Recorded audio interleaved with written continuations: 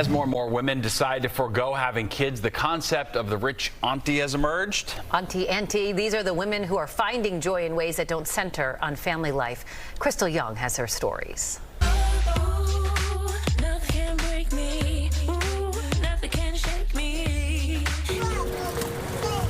Young girls are often taught that a big part of being a woman is being a mother. Years ago, society swayed personal choices. Questioning the norm was uncommon. Now the concept of the rich auntie has emerged, and you don't have to be rich or be an aunt to be one.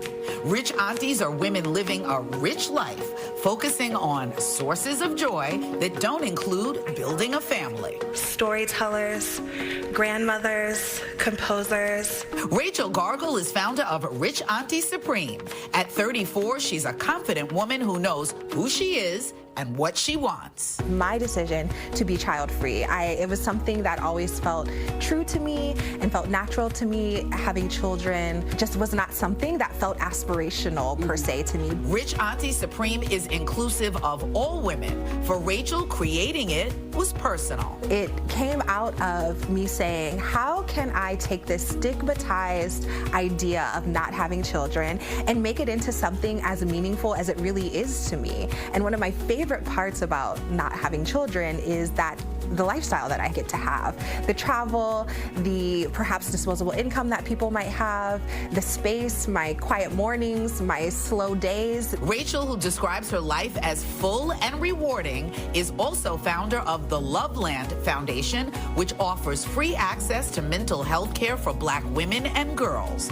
And she's out with a new book titled A Renaissance of Our Own. The growing Rich Auntie Lifestyle isn't just regional, it's national. Based in Phoenix, Unfertilized Eggs is an online community that empowers child-free women.